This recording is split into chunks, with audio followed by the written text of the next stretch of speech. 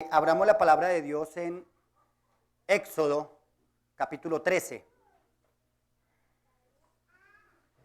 El libro de la salida. Y capítulos anteriores a este capítulo que vamos a leer, nos hablan acerca de cómo Dios saca al pueblo de Israel con mano fuerte de Egipto. Y cómo en el capítulo 12 se establece lo que es la Pascua, ¿sí?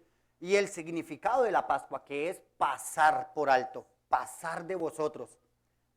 Cuando nosotros pensamos en Pascua, tenemos que pensar en ese momento en el que el ángel de la muerte pasó de los israelitas. Ese es el propósito por el cual Dios establece allí la Pascua. Y aquí en el capítulo 13 entonces les dice a ellos cómo deberían de llevar a cabo este rito. ¿Qué es lo que tenían que hacer? Vamos a leer los primeros 16 versículos del capítulo 13 que dice así la palabra de Dios. Jehová habló a Moisés diciendo: conságrame todo primogénito, cualquiera que abre matriz entre los hijos de Israel, así de los hombres como de los animales, mío es. Moisés dijo al pueblo: tened memoria en este día, en el cual habéis salido de Egipto, de la casa de servidumbre, pues Jehová os ha sacado de aquí con mano fuerte, por tanto no comeréis leudado. Vosotros salís hoy en el mes de Abib. Y cuando Jehová te hubiere metido en la tierra del cananeo, del eteo, del amorreo, del heveo y del jebuseo, la cual juró a tus padres que te daría, tierra que destila leche y miel, harás esta celebración en este mes. 7 días comerás pan sin levadura, y el séptimo día será fiesta para Jehová. Por los 7 días se comerán los panes sin levadura, y no se verá contigo nada de leudado, ni levadura en todo tu territorio. Y lo comerás en aquel día, y lo contarás en aquel día a tu hijo, diciendo: se hace esto con motivo de lo que Jehová hizo conmigo cuando me sacó de Egipto. Y te será como señal sobre tu mano y como un memorial delante de tus ojos, para que la ley de Jehová esté en tu boca, por cuanto con mano fuerte te sacó Jehová de Egipto.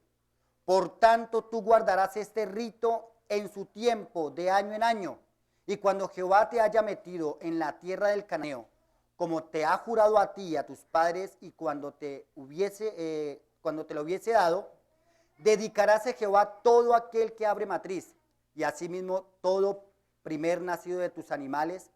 Los machos serán de Jehová. Mas todo primogénito de asno redimirás con un cordero, y si no lo redimieres, quebrarás su cerviz.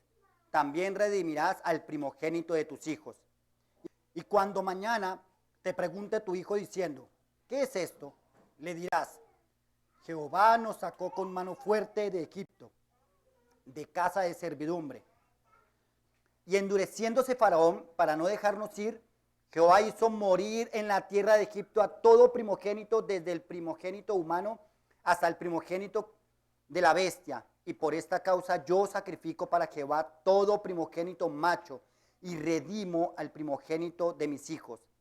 Versículo 16, te será pues como una señal sobre tu mano y por un memorial delante de tus ojos, por cuanto Jehová nos sacó de Egipto con mano fuerte. Maravilloso capítulo que habla de aquello que el pueblo de Israel pasó después de que Dios les sacó en el camino en el que ya iban saliendo apresuradamente, porque los egipcios los estaban ya echando. Los apresuraban para que se fuera de su tierra. Había sucedido algo que no podían soportar los egipcios. Sus hijos, sus primogénitos, habían muerto. Y los primogénitos de sus ganados también habían muerto. No querían a los israelitas en su casa. Ya no los querían retener, los estaban echando. Y eso no viene de los egipcios, no es que les nació a ellos, es que fue Dios con mano fuerte que sacó al pueblo de Israel. Y entonces en este capítulo quisiera mirar algunos pasajes muy especiales y a modo de reflexión, no vamos a profundizar, no es la idea es que podamos ver algunos algunas cosas interesantísimas en este capítulo y que podamos mirar ahora a Dios que quiere enseñarnos también a nosotros. Del versículo 1 y 2, y aún en todo el capítulo, se habla de el señorío de Dios sobre su pueblo. En otras versiones no aparece la palabra Jehová, sino la traducen como Señor. Y esta aparece mencionada unas 14 veces en esos 16 versículos. ¿Sí? Dice entonces, el Señor habló a Moisés. Y el Señor, hablando del señorío que él tenía sobre su pueblo, que el pueblo no era que salía y iba a hacer entonces ahora lo que querían. Entonces muchos podrían llegar a pensar, no, pues antes eran esclavos, ahora son libres, pueden hacer lo que quieran. Porque lamentablemente ese es el concepto de libertad que se tiene. Ser libre es poder hacer lo que uno le dé, lo que uno quiera. Y no, Dios demuestra su señorío, ¿sí?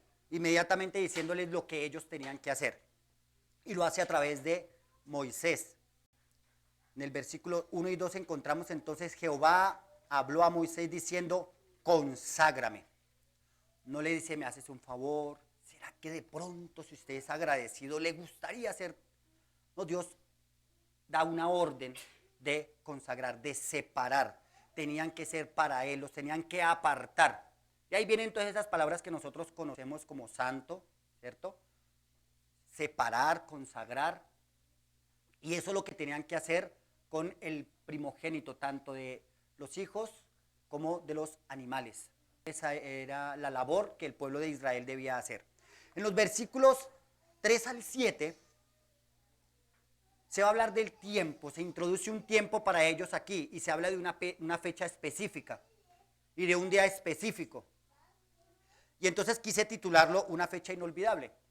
De pronto cada uno de nosotros puede pensar en una fecha diferente para esta porción, del versículo 3 al versículo 7. Pero indudablemente lo que Dios está recalcando para ellos es algo que tenían que hacer a partir de ese momento y que tenían que recordarlo de año en año. Dice versículo 3, y Moisés dijo al pueblo, tened memoria de este día en el cual habéis salido de Egipto de la casa de servidumbre, pues Jehová os ha sacado de aquí con mano fuerte. Por tanto no comerás leudado, vosotros salís hoy en el mes de Abib. Y Dios les establece el día, el mes y el año en el que ellos salieron de Egipto. Era lo que ellos tenían que recordar ese día. No tenían que recordar lo bien que se comportaban ellos en Egipto y lo mal que se comportaban los egipcios con ellos. No, ellos tenían que recordar lo que Dios había hecho con ellos. Ese era el propósito de esa fecha. De los versículos 8 al 9 encontramos entonces el tema de los panes sin levadura o la levadura que no se podía presentar en esta ofrenda. Y hay un propósito muy especial de parte de Dios para decirle al pueblo de Israel que no deben tener levadura en ese momento de la fiesta de la Pascua. No que el pueblo de Israel no comieran pan con levadura normalmente, eso era algo que tenían que hacer durante los tiempos de la fiesta. Y cuando presentaban ofrendas delante de Dios no podían presentarlas con levadura. La levadura en las Escrituras, aparte de algunos otros pasajes que tienen una connotación diferente, normalmente habla de la corrupción, normalmente habla de el pecado, normalmente habla de la contaminación. Y si entendemos en sí lo que significaba la levadura, lo que hacía la levadura era fermentar todo aquello que tocaba, ¿sí? Y se dice que la misma levadura sale de la misma masa. Entonces, se hace la masa, se deja quieta durante un buen tiempo y esa masa se convierte pues en la levadura que después van a utilizar para leudar el resto de masa, ¿sí? Y entonces indicaba para el pueblo de Israel corrupción, indicaba depravación, y en este momento Dios les está diciendo eso no puede estar presente en esta ofrenda. En los versículos 10 al 13 encontramos la ley en la dedicación del primogénito. Y allí se habla de qué es lo que tenía que hacer el pueblo, cómo lo tenía que hacer y por qué lo tenía que hacer. ¿Sí? Y el para qué lo tenía que hacer. No era un capricho de Dios. No tampoco fue que se lo inventó Israel. No, esto es algo que vino de Dios a través de Moisés. Moisés era el sacerdote para ellos en este momento y él hablaba de parte de Dios. Y lo que Moisés le decía al pueblo era el mandato de Dios para el pueblo. Era lo que tenían que hacer. En los versículos 14 al 16 encontramos la razón o el propósito por el que se hacían todas estas cosas. Y el versículo 14 arranca diciendo, y cuando mañana te pregunte tu hijo diciendo, ¿qué es esto?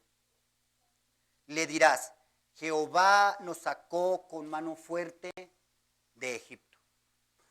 Uno pensaría, ¿qué le pasó al pueblo? ¿Qué le pasó al pueblo de Israel? Si las instrucciones estaban tan claras para ellos, ¿por qué el pueblo de Israel terminó enorgulleciéndose de que ellos habían sido escogidos? De que ellos eran un pueblo mejor que el resto de los pueblos. Cuando Dios desde un principio les está diciendo que Él fue el que los sacó, Él fue el que hizo la obra y que no fue por algo que ellos hayan hecho. De hecho, si uno analiza el pasaje que viene hablando de la levadura, inmediatamente después habla de un memorial en la mano o de una seña sobre las manos, mostrando que no era nada de su obra, no era lo que el pueblo de Israel haya hecho, es lo que Dios hizo. Hay algunas palabras claves que quisiera mencionarles en este pasaje. Ya mencioné una de ellas que es Jehová o Señor, que se menciona durante todo el capítulo. Y viene acompañada, esa palabra viene acompañada de algunos verbos importantísimos, ¿sí? Entre ellos, hizo. Cuando Dios hizo, cuando Dios te hizo salir, Él fue el que lo hizo. No fue el pueblo. El pueblo de Israel estuvo allí como 430 años, 400 de los cuales fueron esclavos. Y no hay en la historia ni en la Biblia algo que diga que el pueblo se alzó en armas contra Egipto, que estaban haciendo revolución interna para poder lograr salir de allí. No, ellos estaban cómodos de una u otra manera. Así arrancó ese pueblo. 70 personas entraron allí a Egipto. Ya estaban acostumbrados. Era cotidiano, era normal para ellos. No es que nació en el corazón de los israelitas el salir de Egipto. Es que Dios lo hizo, Dios lo hizo. Otra palabra muy importante nombrada allí es consagrar, apartar con un propósito. Todo hijo, todo primer hijo nacido, todo primogénito, debía ser apartado para Dios. Lo mismo que el de los animales. Y Dios hace una o dos excepciones allí. Y es muy interesante esta excepción que Dios hace, ¿no? Versículos 10 y 13 dice así: por tanto, tú guardarás este rito en su tiempo de año en año. Y cuando Jehová te haya metido en la tierra del cananeo, como te ha jurado a ti y a tus padres, y cuando te lo hubiere dado, dedicarás a Jehová todo aquel que abre matriz, asimismo todo primer nacido de tus animales. Los machos serán de Jehová. Hasta ahí indicaría que todo primogénito tenía que ser dedicado a Dios y debía morir. Todos sus animalitos tenían que morir. Dios dice, pero o más, todo primogénito de asno redimirás con un cordero, y si no lo redimieres, quebrarás su cerviz. También redimirás al primogénito de tus hijos. En el primogénito de los hijos era apenas lógico que los israelitas quisieran redimir a su hijo, que quisieran dar un cordero por su hijo. Pero habla de un asno. Y dice, mas si no lo redimieres, quebrará su cerviz. O sea, el animal no podía vivir. El primer nacido de asno debía morir. O lo tenía que redimir. Uno piensa, creo que muchos primogénitos de asnos murieron. No todos iban a querer sacrificar a un cordero por un asno. ¿Sí? Y dice que tenía que ser quebrada su cerviz, su cuello tenía que ser quebrado. ¿Por qué Dios hace esta excepción? Luego más adelante en la ley se habla también de redimir a los animales inmundos. Y aquí en este caso habla directamente de este animal. Y claramente Dios se adelanta a lo que los israelitas iban a hacer y no les da la opción de mantenerlo. Les dice, si no lo redimes, lo tienes que matar. Ahora, hay algunos pasajes interesantes acerca de la cerviz. En Éxodo capítulo 32, versículos 7 al 9, dice la palabra de Dios así. Entonces Jehová dijo a Moisés, desciende, porque tu pueblo que sacaste de la tierra de Egipto se ha corrompido. Pronto se han apartado del camino que yo les mandé. Se han hecho un becerro de fundición y lo han adorado. Y han ofrecido sacrificio y han dicho, Israel, estos son tus dioses que te sacaron de la tierra de Egipto. Dijo Jehová a Moisés, yo he visto a este pueblo que por cierto es pueblo de dura cerviz. Quiero hacer una analogía muy respetuosa en el sentido de la palabra. Pero muchas veces nos parecemos a ese asno. No merecemos que un cordero muera por nosotros. No merecemos que algo tan valioso como un cordero se dé en nuestro lugar. No merecemos que esto suceda por nosotros. Y Dios muestra esto para el pueblo de Israel y más adelante uno ver cómo Dios les lleva a ver cómo el pueblo es de dura cerviz. No merece lo que se ha hecho por él. No merece lo que el pueblo o lo que Dios ha hecho por él. Sin embargo, Dios lo hizo, porque no se trataba de ellos. En Deuteronomio capítulo 9, versículo 4, Dios es más específico con este tema aquí, con el pueblo de Israel. Tal vez allí ellos no entendían un poco lo que implicaba el sacrificar un cordero en lugar de su hijo, o que el asno tuviese que ser quebrada su cerviz. Dios les estaba enseñando, era al pueblo, Dios les estaba diciendo algo al pueblo. Y dice versículo 4, no pienses en tu corazón cuando Jehová tu Dios los haya echado delante de ti diciendo, por mi justicia me ha traído Jehová a poseer esta tierra. Pues por la impiedad de estas naciones Jehová los arrojó de delante de ti. No por tu justicia, ni por la rectitud de tu corazón entrarás a poseer la tierra de ellos, sino por la impiedad de estas naciones Jehová tu Dios las arroja de delante de ti. Y para confirmar la palabra que Jehová juró a tus padres, Abraham, Isaac y Jacob. Queridos hermanos, nosotros podríamos ver muchas cosas más en este hermoso capítulo. Pero hoy nosotros estamos para hacer memoria de lo que Cristo hizo, memoria de lo que Dios hizo a través de su Hijo. No somos diferentes al rebelde Israel, de ninguna manera. No estamos aquí por ser mejores que otros. Es la gracia de Dios en cada uno de nosotros. Y Dios nos ha permitido, como le permitió al pueblo de Israel a través de este rito, hacer memoria de tiempo en tiempo de la obra que Dios hizo con ellos sacándolos de Egipto. Pero el hombre, el ser humano es de dura cerviz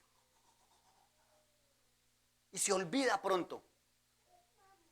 Vemos a un pueblo de Israel jactándose de ser israelita. ¿No nos jactamos nosotros muchas veces de ser cristianos? Es que yo recuerdo el día en que yo recibí a Cristo en mi corazón. Era una tarde de verano y ¡guau! Tenemos en la memoria como eso que hicimos nosotros. Cuando lo que se tiene que recordar como el pueblo de Israel, tiene que recordar es la fecha en la que Dios les sacó, la obra que Dios hizo. ¿Qué tenemos que recordar usted y yo hoy? La obra de Cristo en la cruz del Calvario. No lo amables que fuimos nosotros al abrir el corazón al Señor, porque eso no pasó, no es verdad. No hay nada en el corazón del hombre que lo mueva a aceptar a Dios. Es Dios el que fue movido a misericordia y a mí, siendo un asno que merecía que su cuello fuera quebrado, me redimió a través de su Hijo Jesucristo. ¿Cómo no estarle agradecido? Qué hermoso es, hermanos, saber que somos una iglesia que nos preocupamos por estudiar la palabra de Dios, por poner teología en nuestra cabeza, por leer buenos libros. Pero no es de lo que nos podamos sentir orgullosos. No hay nada en nosotros que pueda decir que somos mejores que otros. Porque el que hizo fue Dios. El que nos sacó de esclavitud fue Dios. El que nos introdujo en su Hijo fue Dios. ¿Qué tienes para vangloriarte? No hay nada. Si yo pudiese hablar con un judío y pudiese darme a entender y que él me entendiera, yo le diría, pero ¿de qué te jactas? Si la obra en Egipto la hizo Dios. Dios les quitó hasta la levadura para que ustedes no pensaran que fueron ustedes los que hicieron alguna obra, para que recordaran que no se trató de lo que hicieron sus manos y que nosotros no somos mejores que los israelitas, seres humanos caídos, que si no sentimos que hacen las cosas como a nosotros nos gusta, entonces rechazamos. Que si no sentimos que como que yo no siento que me están dando amor, entonces no voy a esa iglesia porque es que ahí no hay amor. No es lo que nosotros tenemos que poner delante de nuestros ojos. Esa expresión, les invito a que la miremos otra vez. Versículos 8 al 9 es. Dice, y lo contarás en aquel día a tu hijo diciendo, se hace esto con motivo de lo que Jehová, ¿qué? Hizo conmigo cuando me sacó de Egipto, y te será como una señal sobre tu mano y como un memorial delante de tus ojos. El pueblo de Israel lo tomó literal y años después lo que hicieron fue colocarse unas cositas aquí en esto con palabras de la Torá, y se colocaban luego por acá también a otra cosita, y ellos entendían que eso es lo que tenían que hacer. Pero se trataba más de que ellos entendieran que no con sus manos, no era algo de ellos, sino que venía de Dios. Dios fue con mano fuerte quien hizo esto. Pero el pueblo se desvió. Y el pueblo en un momento pensó, nosotros somos mejores que otros. Porque pues para que Dios se haya fijado en mí, es que algo vio en mí. Porque por algo cada uno tiene la pareja que tiene. Algo vio en usted, algo vieron en mí y por eso se fijaron en mí. Pero con Dios no fue así. Con Dios no funciona así. Es por Él. Él más, varias veces se repite ahí lo que Él juró y a quien Él le juró. Tenía que ver con Dios, la obra de Dios que nació en su corazón y que Él prometió que iba a hacer. Dios había prometido que iba a sacar al pueblo de Israel de allí de Egipto. Dios dijo, a ellos los van a esclavizar y yo los voy a sacar. Y va a haber juicio este día. Todo primogénito merecía la muerte, tanto de los egipcios como de los israelitas. Los israelitas no eran mejores que los egipcios. Por eso, en lugar de su primogénito, iba a morir un cordero. Y esto lo iba a hacer el pueblo recordando esta fecha. Que su corazón no se llenara de vanagloria al pensar, es que fue que yo. Es que el día que yo recibí a Cristo. No. Porque la obra la hizo Dios en ti. Entonces ahí encontramos el para qué. ¿Para qué hacer esto? ¿Para qué venir aquí cada 8 días? ¿Para qué tener a nuestros niños entre nosotros? Para que cuando tu hijo te pregunte, ¿para qué hacemos esto? ¿Esto para qué? No, eso es una costumbre que hacemos cada 8 días.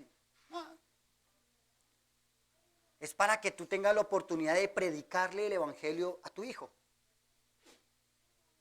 Es que a través de la cena le predicamos el evangelio a nuestros hijos. Es que les decimos, es que a través del pan recordamos el cuerpo de Cristo entregado en nuestro lugar y que fue molido por nosotros. Y algunos se preguntarán, ¿y por qué nosotros no participamos con un pan ahí que no tenga levadura? Cristo llevó nuestra levadura en su cuerpo. Y si el pan no tuviese levadura, Cristo fue sin pecado delante de Dios. No nos apartamos de la persona de Cristo por este tema. Siempre nos va a llevar a pensar en Cristo.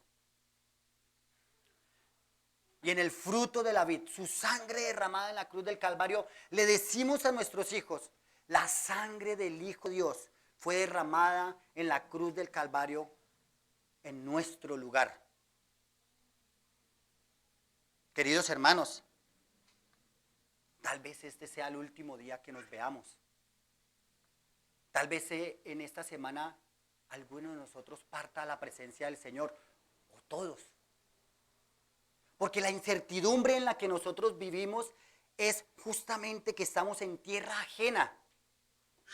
¿Saben cómo se les hizo comer la Pascua al pueblo de Israel? Dice, apresuradamente y con hierbas amargas. O sea, ustedes tienen que salir de aquí rápido.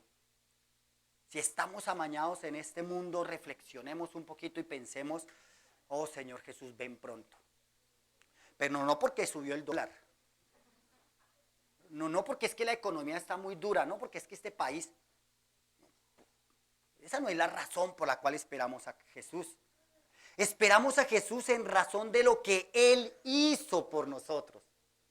Esperamos a Jesús y recordamos su obra en la cruz del Calvario, sabiendo que hoy hacemos memoria, no de un muerto, sino de aquel que resucitó. ¿Cómo no recordar que nosotros siendo incapaces de hacer algo por nosotros, como el mismo pueblo de Israel, 400 años esclavos incapaces de poder salvarse a sí mismos, Dios les sacó con mano fuerte? Nosotros siendo incapaces de salvarnos de nuestra maldad, de nuestro pecado, de su ira, Él nos salvó de su ira. ¿Cómo no recordar a través de este pan y esta copa una obra perfecta, que no añade para nosotros nada que nosotros tengamos que hacer o que podamos hacer? La obra de Cristo es perfecta y la hizo en nuestro lugar. Lo que el pueblo tenía que hacer era hacer memoria y celebrar ese día. ¿Qué nos pide Cristo a nosotros? Que hagamos memoria de Él. Es que no podemos hacer más.